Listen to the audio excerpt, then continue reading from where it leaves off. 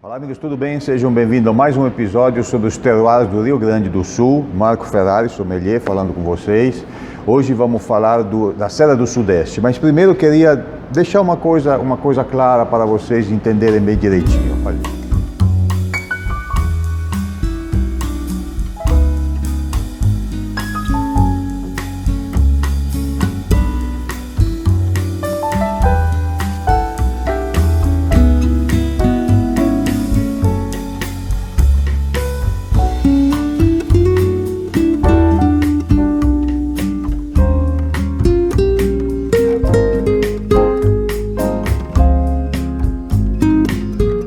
Eu não tenho nenhum tipo de compromisso com relação ao patriotismo ou bandeira, etc. Eu sou italiano.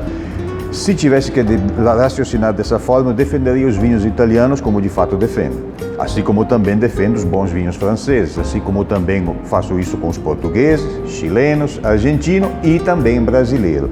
O meu compromisso não é com a procedência do vinho, com o tipo de uva, nem com o produtor. O meu compromisso é com o vinho e com a qualidade dele. Por isso, eu prometo a vocês, eu falo para vocês que os vinhos que eu vou mostrar e as regiões, os terroirs que eu vou mostrar, produzem vinho de alta qualidade, perfeito? Agora eu vou falar um pouquinho sobre a Serra do Sudeste. A Serra do Sudeste fica no meio do estado do Rio Grande do Sul, ao redor da cidade de Encruzilhada. Eu conheci essa região por volta de 2003, 2004, quando ela estava no começo do plantio das videiras. A primeira grande empresa importante que se transferiu para a Serra do Sudeste, Encruzilhada do Sul, foi a Chandon. Outras apareceram depois, apareceu a Angeben, apareceu o Czarnobyl e apareceu também a Casa Valduga. A Casa Valduga comprou vários vinhedos por lá, vários terrenos, na verdade, na época não tinha vinhedo. Aquela era uma região de uma pecuária muito rudimentar, era uma região agrícola muito interiorana mesmo, que não tinha muito desenvolvimento nesse aspecto, tinha muitos assentamentos também, mas é uma região que tem uma aptidão muito grande para a viticultura. Para vocês terem uma ideia, a diferença da Serra Gaúcha, por exemplo, que chove muito no período de fim de verão, por exemplo, pode coincidir a chuva com a maturação das uvas tintas, na Serra do Sudeste não existe esse problema. Chove menos, as chuvas são mais distribuídas e pela natureza do solo, também pela natureza do clima, que é um pouco mais quente, com noites frescas, porque é uma serra, porém não é tão elevada, não é tão úmida como a Serra Gaúcha.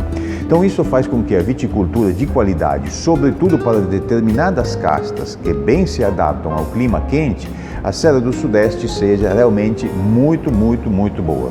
Além do mais, existe essa questão dos moros serem moros suaves, não tem aquele moros íngremes que tem na Serra Gaúcha. Isso pode favorecer num segundo tempo, planejaram, para num segundo tempo eventualmente trabalhar com a viticultura mecanizada. Isso ainda não está acontecendo, mas de qualquer forma poderá ser o próximo passo. Vou apresentar hoje dois vinhos bem interessantes dessa região. Por exemplo, vamos começar pelos brancos, como sempre. O vinho branco é esse aqui. Esse aqui é um Gewürztraminer. Gewürztraminer é uma palavra um pouco complicada, é de origem alemã, é uma casta que tem seu berço um pouco controverso entre a França, entre a Alemanha e a Itália também.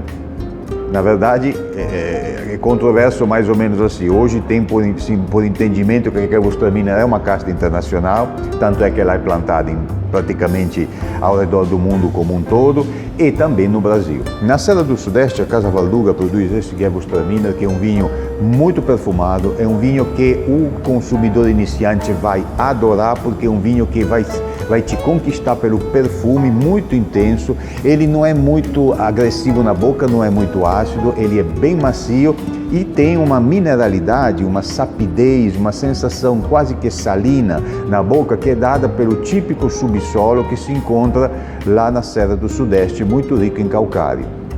Então esse é um vinho que se dá muito bem com antipasto, um vinho que se dá muito bem com carnes brancas, um vinho que se dá muito bem para bebericar numa temperatura de 6 a 8 graus. É fantástico. O Gewürztraminer é um dos favoritos da linha terroir da Casa Valduga. Outra casta, engraçado, eu estava falando antes de castas que se adaptam bem num clima quente. Pois olha o que eu vou te mostrar. É um Pinot Noir.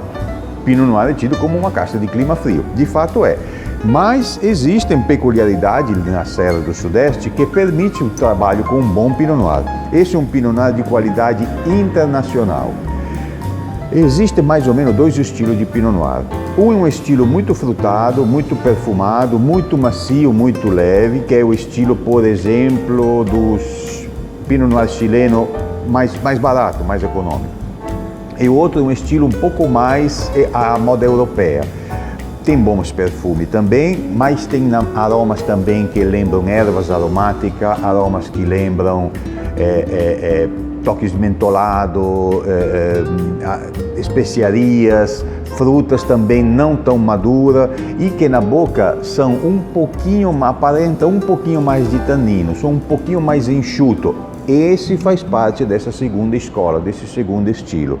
É um vinho de muito boa qualidade, você pode combiná-lo com salmão, você pode combiná-lo com atum, você pode combiná-lo com carnes brancas, de aves e também com todo tipo de frio e também com alguma carne suína.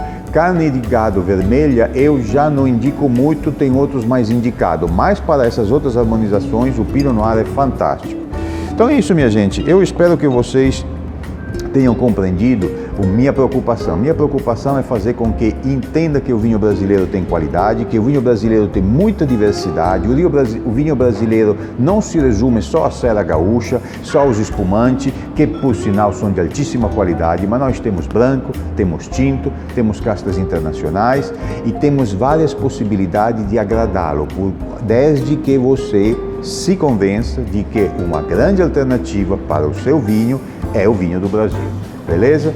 E com isso eu lhe agradeço e quem sabe a gente não se vê numa próxima oportunidade falando mais de vinho naturalmente. Um grande abraço, muito obrigado e lembre-se do vinho do Brasil, beleza?